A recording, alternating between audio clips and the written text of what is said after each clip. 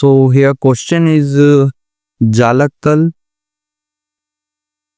किसे कहते हैं, क्रिस्टल तल किसे कहते हैं, मिलर सूचकांक ज्ञात करने की विधि। क्रिस्टल तल के लिए मिलर सूचकांक से आप क्या समझते हैं? तो सबसे पहले हम जानेंगे क्रिस्टल तल क्या है, जालक तल क्या है, क्रिस्टल या जालक तल क्या है।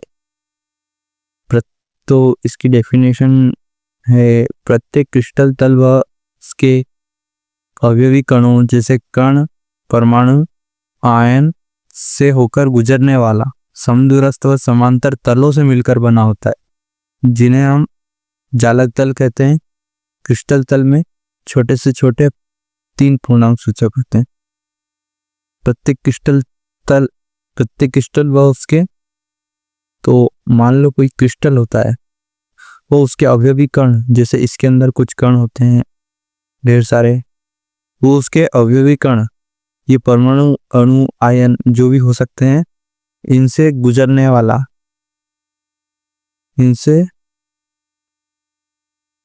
वाला जो समदूरस्थ और समांतर, ये समदूरस्थ होते हैं, समांतर होते हैं, पैरेलल, इनसे होकर गुजरने वाला समदूरस्थ समांतर तलों से मिलकर जब ये मिलते हैं तो एक तल का निर्माण करते हैं, और इस तल को हम कहते हैं जालक तल, इसे ही हम जालक तल कहते हैं।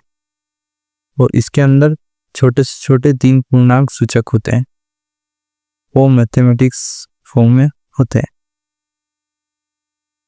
तो इन जो 3 पूर्णांक होते हैं, उन तीनों पूर्णांकों का अनुपात क्रिस्टल अक्षों पर उस तल के द्वारा काटे गए अंतःखंडों के व्युत्क्रम के अनुपात के बराबर होता है। अर्थात यदि किसी क्रिस्टल तल द्वारा XYZ अक्षों पर काटे गए अंतःखंडों की लंबाइयां क्रमशः L1, L2, L3 हो, तो H अनुपात K अनुपात L, H ratio K ratio L, मतलब जो ये तीनों है, ये पूर्णांक है, और ये जो अनुपात क्रिस्टल अक्षों पर उस तल के द्वारा काटे गए अंतःखंड, जो ये अंतःखंड है, वो 1/L1 है, 1/L2, 1/L3।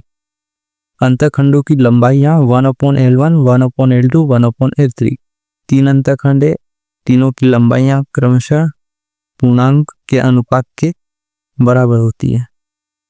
तो पूरी डेफिनेशन में ये लिखा हुआ है कि 3 जो पूर्णांक है, क्रिस्टल अक्ष के जो 3 पूर्णांक है, उन तीनों के पूर्णांकों का अनुपात किसी क्रिस्टल अक्षों पर उस तल के द्वारा काटे गए अंतःखंडों की लंबाइयों के व्युत्क्रम के अनुपात के बराबर होता है। ये पूरी डेफिनेशन है। अब हम आगे चलते हैं।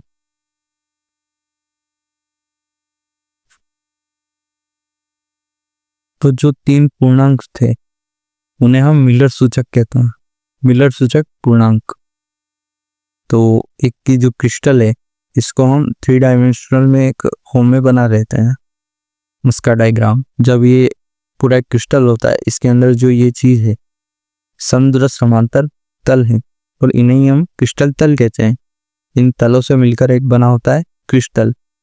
इसके अंदर इस क्रिस्टल, ये जो भी क्रिस्टल है, इसकी L1, L2, L3 लंबाई है।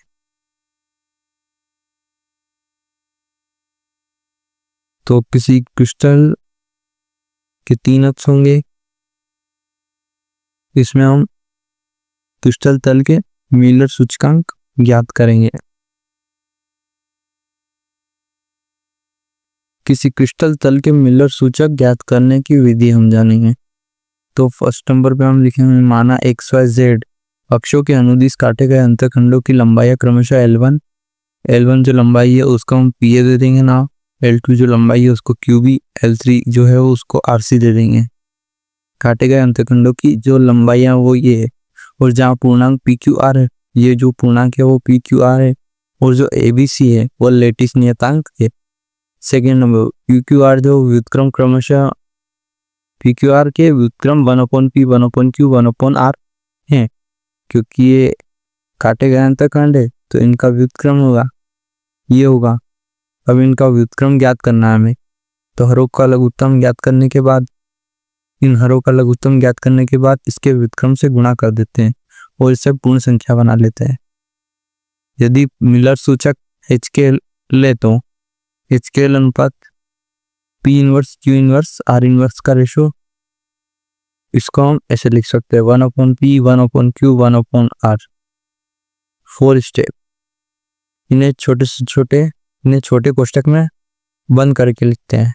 HKL जब इन्हें ऐसे लिखते हैं तो इन्हें मिलर सूचकांक कहते हैं।